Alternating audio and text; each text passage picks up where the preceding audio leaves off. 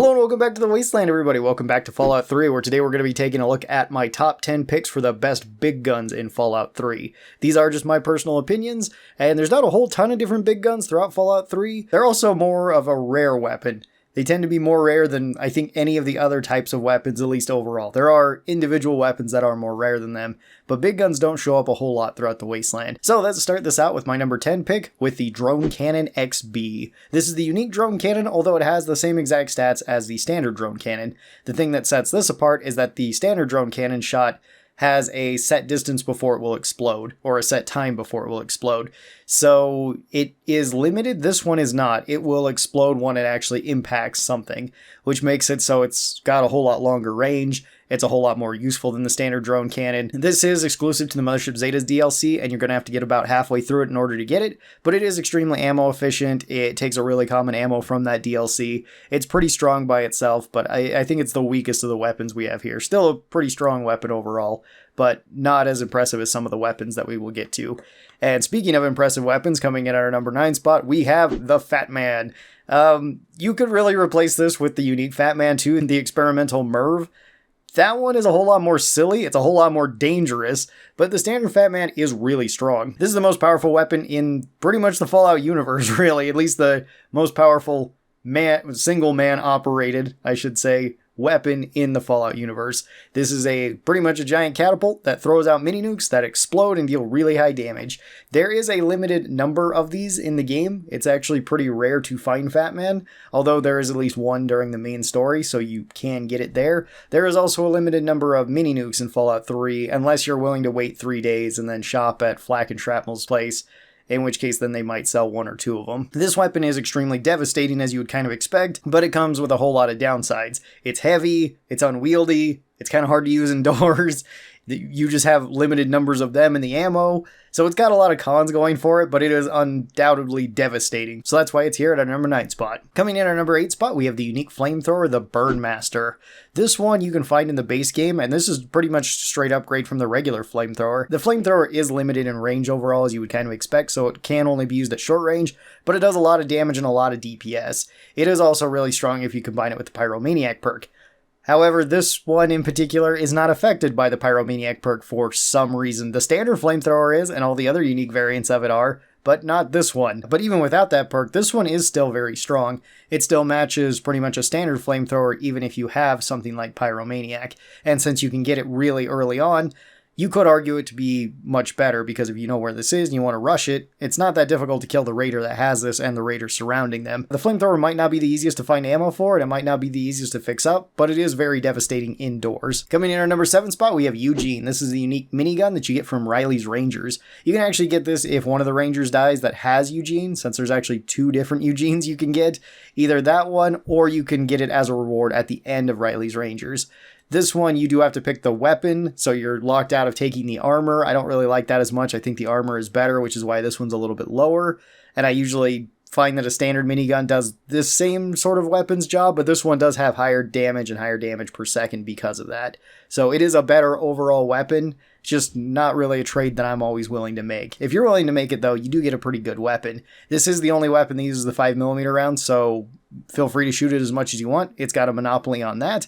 It's really good at long range, it's really good at close range, it's really good indoors, it's really good outdoors. It is a bit heavy, and miniguns aren't the easiest thing to find in the Wasteland, so repairing it might be a little bit difficult unless you're willing to have somebody repair it for you, or you want to use your alien epoxy on it, which you absolutely can. It is undoubtedly a very strong weapon. Coming in at our number 6 spot, we have the Slow Burn Flamer. This is another unique flamer, although this one is affected by the Pyromaniac perk, which is why it's a little bit higher than the Burnmaster. Overall, stat-wise, they're very similar, although this one has better flames to it, better damage over time, which is kind of nice. Still very good indoors, really has all the same pros as the Burnmaster, just this one is going to take you longer to get because it is a Broken Steel DLC weapon. So you're going to have to get through most of the main story in order to get this if you would like to use it. It is very strong and it's a very good weapon, but it is a little bit limiting because of the DLC that you have to go through to get it. Coming in at number 5 spot, we probably have the most unique weapon in Fallout 3, which is the rocket launcher. This is a schematic weapon that you have to build on workbenches, and this works the same way as the junk jet does in Fallout 4, or the blunderbuss in Fallout London, which is pretty cool. This one you can load any sort of junk into the gun and then shoot it off as ammo. The heavier the junk you throw in this gun, the more drop that those shots are going to have, so you're going to have to aim a little bit higher. The problem with that is you don't know exactly what is going to be coming out of the rocket launcher because it kind of randomizes what you put into it. Now, if you know that you only put one type of ammo into it, it's actually pretty easy to get the range down then. And this is a very powerful early game weapon. It's probably one of the best big guns in the early game and just kind of one of the best weapons because you just need to use junk for it. So if you want to buy the schematic from Moira right at the start, you can absolutely do that. So once you build this, load your junk into it, kill whatever you need to. It's really good if you want to load like pre-war money in because then you're not carrying around extra weight. This one will fall off, at least in terms of damage later. Not really in terms of fun. It stays fun throughout the entire game. So feel free to use it as long as you'd like. Rocket launcher is one of my favorite weapons in Fallout 3. Coming in at number 4, we have the standard Gatling laser. The Gatling laser is a pretty rare weapon. You don't actually see very many people having it, but it is a very devastating weapon. This has very low damage, but extremely high damage per second. It is also extremely accurate at long range, and it works particularly good on a crit build. Even though it doesn't really have a high chance of triggering crits, if you can hit crits with this, it can make your DPS go up substantially. This is probably going to be a late game weapon for most players, but if you can take this off of an Enclave soldier at any point, you're really good to go. Coming in at number 3 spot, we have the missile launcher. Just the standard missile launcher. The unique one is a little bit weird and a little bit awkward with missile launcher. It's not as bad as I remember it being, but it's not great either. The regular missile launcher, you don't really have to think about. You just point it at something and you shoot, and you just hope that you get close enough. This is the more practical version of the Fat Man. This one will do a whole lot less damage than the Fat Man, and it's not nearly as spectacular, but it is a whole lot more common to find missile launchers, missiles, and the area to use them. I like to use this for engagements or for, well, ending a fight. It has pretty good range. The longer the range, the more you're going to have to lead the missile, but so long as you're aiming at the ground or a large object near the target, you shouldn't have too much trouble splashing the damage to it. This is a pretty solid weapon, and you can get these pretty early on because raiders and super mutants tend to carry these around at pretty much every level. There are at set locations, so you might need to go specifically there to get one, but the missile launcher is a pretty effective weapon in Fallout 3. Coming in at number 2, we have the heavy incinerator. The heavy incinerator shows up in the Broken Steel DLC, and Hellfire soldiers have this, so you're going to have to take it off of one of them.